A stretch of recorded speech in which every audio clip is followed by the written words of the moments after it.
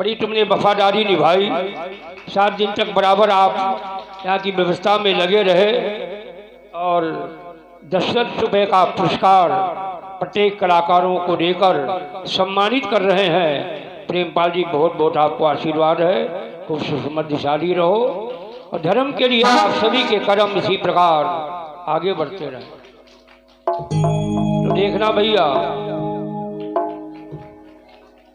जिनके मित्र द्वारकाधीश भगवान कन्हैया हो और फिर भी तुम गरीबी लिए बैठे हो, तुम चले जाओ द्वारका धाम में, कुछ भी नहीं मिलेगा, भगवान का दर्शन तब भी मिल जाएगा।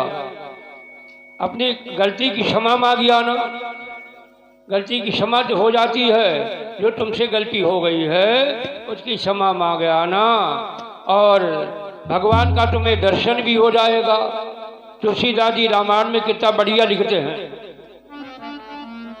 सन्मुख जीव होती मम जबहि, जन्म कोटि अग नासौ तवहि, जन्म कोटि अग नासौ तवहि, सन्मुख जीव होती मम जबहि, कोटि जन्म अग नासौ तवहि।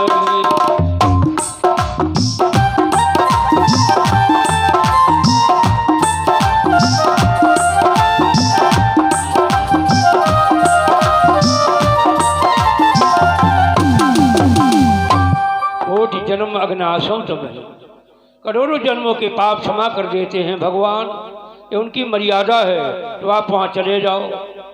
तो भामिनी की बात सुन करके माता बहनों भाइयों सुदामा रोन लगे। सुदामा रोन काहे लगे मालूम? कि हम कैसे जाएं महापुरुषन के पास, हमारे पास कुछ है ना है, हमारे हाथ खाली है। लड़की और बहन के यहाँ गुरु और कथा में, गंगा के तट पर देवस्थान में और तीर्थ में कभी खाली हाथ जाना अपराध होता है, दोष माना गया है। खाली हाथ बच जाओ, 2 फूल ही हाथ में ले लो, वैसे भगवान को अर्पण कर दो। खाली हाथ नहीं जाना चाहिए, दोष होता। तो सुदामा जी रो रहे हैं। भामिनी ने पूछा आप रो क्यों रहे हो?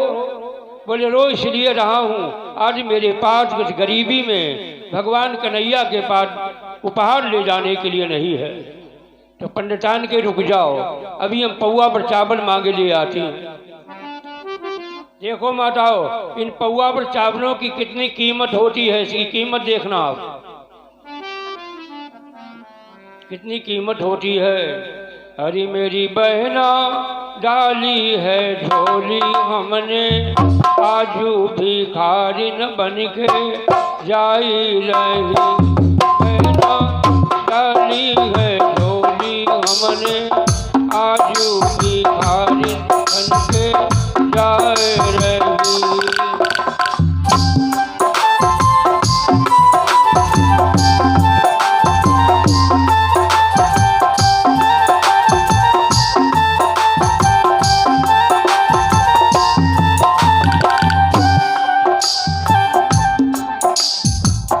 करमाली घी मेरी बहना नाट रे जी, और करमली घी मेरी बहना नाट रे जी।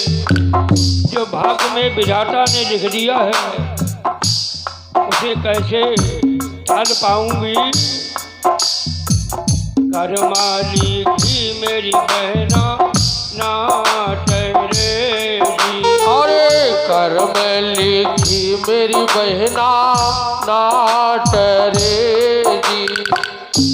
बहना कैसे मिलेंगे घन श्याम, भिखारी न बन के जाए रही।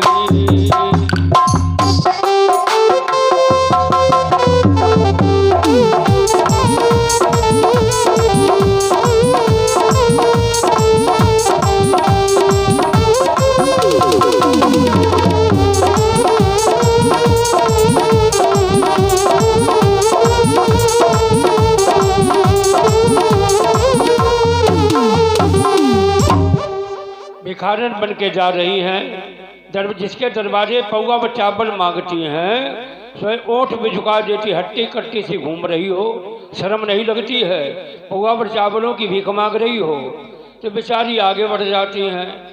काऊ के दरवाजे से पौवा व चावल माताओ, कहानी अमर हो गई। पौवा व चावल की भिक्षा नहीं मिली, किसी को दया नहीं आई, तो इन्हें अपने साथ के करार फेलो सहेली की याद आई। करार फेलो सहेली की याद आई, चलो सहेली के यहाँ चलना चाहिए, करार फेलो है हमारी।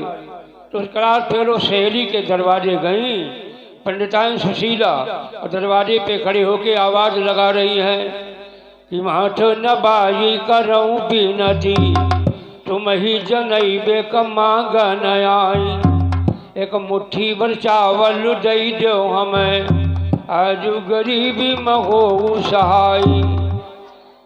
पौवा भर चावल हमें दे दो इस गरीबी में।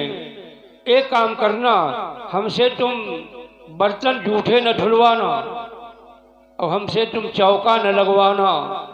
इसके बदले पौवा भर चावल के बदले तुम लियो पिसाई कमाऊँ हमसे पिसौनी करवा लेना, लेकिन हमें खाली न लौटालना। तुम लियो पिसाई कमाऊँ हमसे, लेकिन आजू गरीबी में हो सहाई। जो इतनी प्रार्थना करी, करार पेलू सहेली की आंखों में आंसू निकल पड़े और पौवा भर चावल लेकर के निकली बाहर। लेकिन लाई का है मैं, कटोरा थरिया मनाए लाए, सूप के कोने में धर लाए। सूप के कोने में क्यों धर के चावल लाए? कि ये देखो, अगर मैं पात्र लाऊंगी थाली या कटोरा, तो गरीबी के संस्कार मेरे पात्रों में आ जाएंगे। तो हमारे अछूत कौन है? गरीबी। कोई आदमी अछूत नहीं होता है।